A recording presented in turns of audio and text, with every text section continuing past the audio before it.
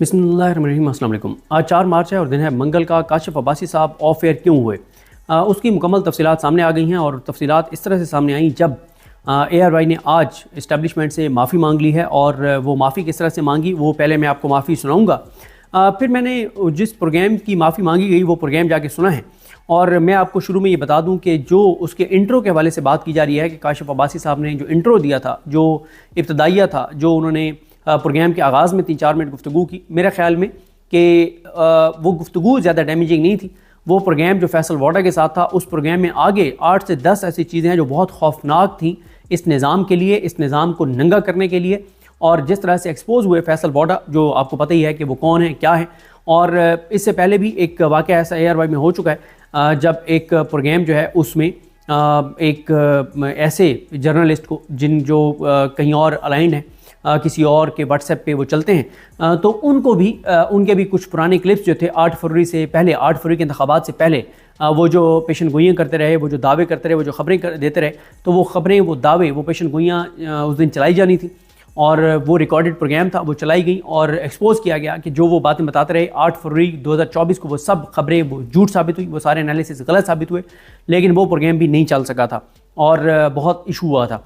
तो काशिफ अब्बासी साहब का वो जो प्रोग्राम था 21 जनवरी वाला, उसमें काशिफ अब्बासी साहब ने फैसल वाडा को ऐसे ऐसे सवालात किए, उन्होंने ऐसे ऐसे कमेंट्स दिए 8 से 10, जिससे ये निज़ाम भी एक्सपोज हुआ और फैसल वाडा भी लाजवाब हुए और बहुत एक्सपोज हुए और बहुत ही एक इम्पैक्ट वाला वो प्रोग्राम था।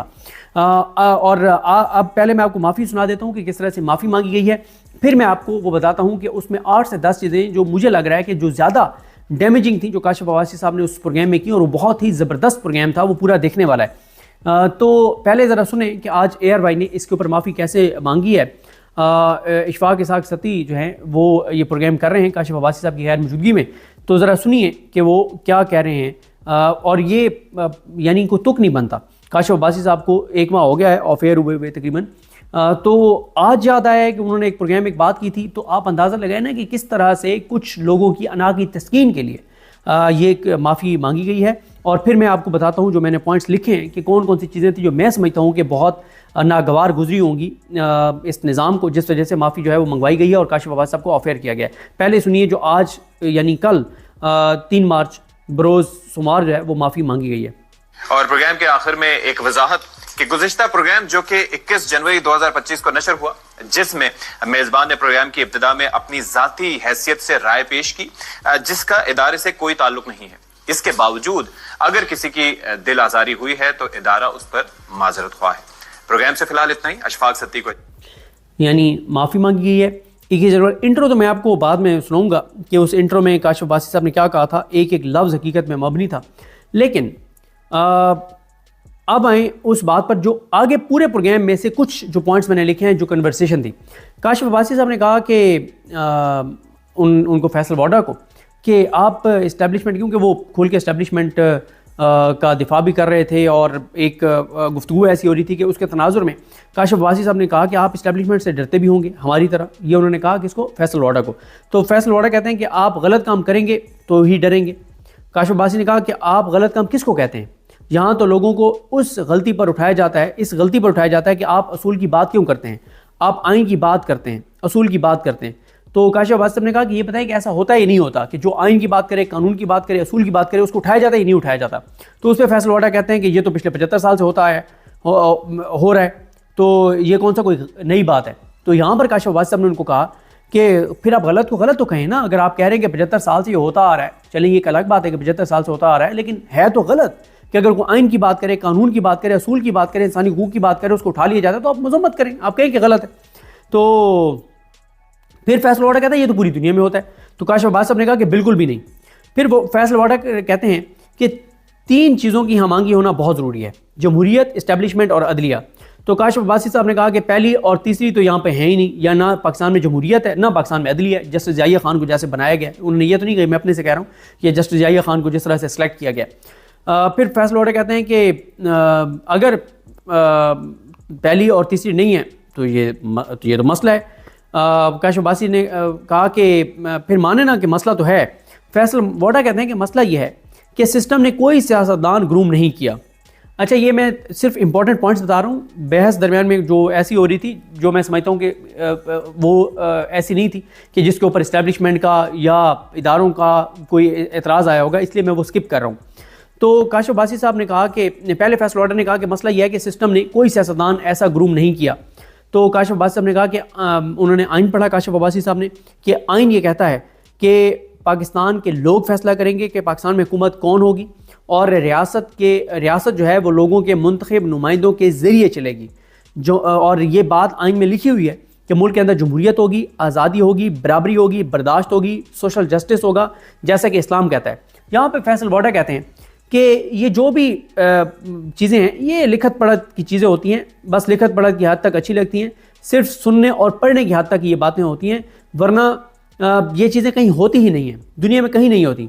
काशिफ अब्बासी साहब ने कहा कि ऐसे तो आप ना कहें, ट्रंप को नहीं, वो नहीं चाहते थे, उन्होंने नाम नहीं लिया, लेकिन वहाँ की इस्टेब्लिशमेंट की तरफ इशारा किया कि अमेरिका की इस्टेब्लिशमेंट नहीं चाहती थी कि ट्रंप जो है वो बने, लेकिन ट्रंप बना। तो फिर फैसल वोडा कहते हैं कि देखें, कुरान मजीद में जो चीज़ें लिखी हुई हैं कि एक मुसलमान को कैसा होना चाहिए, तो हम उस पर क्या हम उस पर पूरे उतरते हैं? हम नहीं उतरते। यानी देखिए ना, मतलब ये कहाँ की बात कहाँ आप मिला रहे हैं। मतलब वो कह रहे हैं कि जिस तरह से कुरान मजीद में लिखी हुई हैं कि मुसलमानों को ऐसा होना चाहिए, तो हम उस तरह के मुसलमान नहीं हैं। तो इसी तरह से आइन में जो लिखा हुआ है कि मुल्क ऐसे चलना चाहिए, तो वो नहीं चलता। तो क्या ये तो कोई बड़ी बात नहीं है, ये बिल्कुल उसी तरह से है जैसे कुरान में जो लिखा हुआ है उस पर हम अमल नहीं करते। मतलब कौन सी बात का कहाँ से वो जाके और किस तरह से जस्टिफाई कर रहे हैं। काशिफ अब्बासी साहब ने कहा कि ये बताएं कि अमली तौर पर इस वक्त हुकूमत किसकी है। फैसल वोडा ने कहा कि वही जो 75 साल से जिनकी हुकूमत है। तो उन्होंने कहा कि जैसे ये कॉफ़ी का कप है, सामने कॉफ़ी का कप पड़ा हुआ था, उसके ऊपर टिशू लिपटा हुआ था, तो उन्होंने कहा ये जो टिशू पेपर है ना, ये हुकूमतें हैं, असल काम कॉफ़ी का कप जो है वो कर रहा है, यानी असल इस्टेब्लिशमेंट है, बाकी हुकूमतें तो एक टिशू हैं। यानी फिर माने आप कि सानिया मशरकी पाकिस्तान और ये सारे वाक़यात और जो आज मुल्क तबाही और बर्बादी का जिम्मेदार है, तो फिर ये बात माने कि जो फैसल वोडा कह रहे हैं कि 75 साल से इस्टेब्लिशमेंट ही मुल्क को चला रही है, और अगर इस मुल्क में 75 साल में कुछ अच्छा हुआ है तो वो हमें बता दें कि ये 5 चीज़ें अच्छी हुई हैं, और जो 75 चीज़ें बुरी हुई हैं वो भी फिर माने आप कि वो इस्टेब्लिशमेंट की वजह से, क्योंकि फैसल वोडा तो ये कह रहे हैं इस वक्त इस्टेब्लिशमेंट के सबसे ज़्यादा क्लोज मोहसिन नकवी और फैसल वोडा है, और फैसल वोडा कह रहे हैं 75 साल से इस्टेब्लिशमेंट की हुकूमत है पाकिस्तान में। फिर उसके बाद काशिफ अब्बासी साहब ने कहा कि टिशू के पीछे कौन है, इस्टेब्लिशमेंट। तो फैसल वोडा कहते हैं कि इस मुल्क का जामिन कोई सियासतदान नहीं, इस्टेब्लिशमेंट है, और करैक्टर चाहिए होता है, कमज़ोरियों पर कंट्रोल चाहिए होता है। काशिफ अब्बासी साहब ने कहा कि करैक्टर वाले लोगों को तो यहाँ फांसी लगा दिया जाता है। फिर काशिफ अब्बासी साहब के सामने ना आइन की किताब पड़ी थी, उन्होंने कहा फिर मैं ये किताब तो बंद कर दूँ ना, ये बंद कर दूँ ताकि हम फिर बात कर सकें ग्राउंड रियलिटीज़ के ऊपर।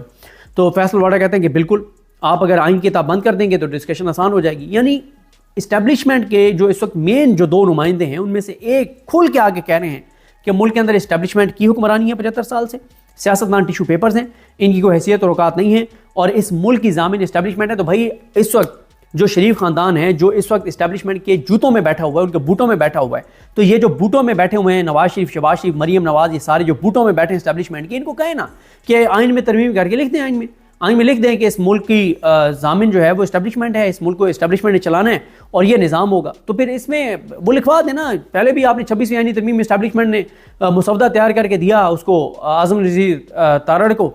उसने जब कमेटी में जा रहा था उसने कहा जी मुझे अभी मुसवदा वो मिला है। फिर उसके बाद इस्टेब्लिशमेंट ने बंदे पूरे किए, जिस तरह से लोगों को जबरी गमशुदा किया गया, जैसे मैनेज किया गया, लोटों को लोटे बनाए गए, वो सारे तो करो। 26वीं आईनी तरमीम के साथ ये तरमीम भी आप करवा लेते। और अब तो और आसान है, क्योंकि उधर जस्टिस जाहिया खान बैठा है जिसको खुद लगवाया गया है, चीफ जस्टिस अमीरुद्दीन खान बैठा है जिसको खुद आईनी बेंच के सरबराह बनवाया गया, उधर जस्टिस आलिया नीलम बैठी है, इधर जस्टिस डोगर बैठा है। इससे मजबूत कब पाकिस्तान में इतना तो मार्शल लॉ में इस्टेब्लिशमेंट मजबूत नहीं थी जितनी इस वक्त मार्शल लॉ के बगैर इस्टेब्लिशमेंट मजबूत है। तो आप आइन में एक तरमीम करवा दें और लिखवा दें ये सारी चीज़ें। और जो बातें आप कह रहे हैं कि ये ग्राउंड रियलिटी के खिलाफ हैं कि पाकिस्तान के लोग फैसला करेंगे कि हुकूमत कौन होगी, हुक्मरान कौन होगी, तो चीज़ें निकाल दें, बात ख़त्म हो जाएगी। और अदलिया का भी फैसला कर दें कि एक किसी इसको GHQ के अंडर कर दें सुप्रीम कोर्ट को कि GHQ से फैसला होगा, ट्रांसफ़र पोस्टिंग होगी, वहाँ से आप ट्रांसफ़र पोस्टिंग करें चीफ जस्टिस को, वहाँ से आप लगाएं यहाँ पे हाई कोर्ट्स के अंदर। और ये भी तो हो सकता है कि मिलिट्री कोर्ट्स के अंदर जिस तरह से justice Amiruddin Khan, justice Jamal Khan Mandokhel, justice Mohammad Ali Mazhar, justice ये आईनी बेंच वाले नईम अख्तर अफगान साहब और मुसरत हिलाली साहब, और ये सारे बैठ के जिस तरह से नज़र आ रहा है कि वो मिलिट्री कोर्ट्स को वैलिडेट करने जा रहे हैं और एजाजुल एहसन साहब का और मुनीब अख्तर साहब, आयशा मलिक साहिबा, मज़ाहिर अली अकबर नकवी साहब का फ़ैसला जो है उसको ये कलअदम करने जा रहे हैं। तो जस्टिस आयशा मलिक का फ़ैसला कलअदम करने जा रहे हैं, तो फिर ये भी कह दें कि मिलिट्री कोर्ट्स के जो जज हैं उनको ट्रांसफ़र कर दें आप यहाँ पे सुप्रीम कोर्ट में, और उधर से चीफ जस्टिस भी उधर से आया करें, हाई कोर्ट के जजेस भी उधर से आया करें। वैसे तो खैर ये भी मिलिट्री कोर्ट्स वाले जजेस से काम नहीं है इस वक्त भी जो बैठे हुए हैं, मतलब जस्टिस या ये अफरीदी हों या ये सारे, लेकिन फिर भी चले, मतलब खुल के वो करें ना, वहीं से ट्रांसफ़र पोस्टिंग करें, वहीं से जज आएँ।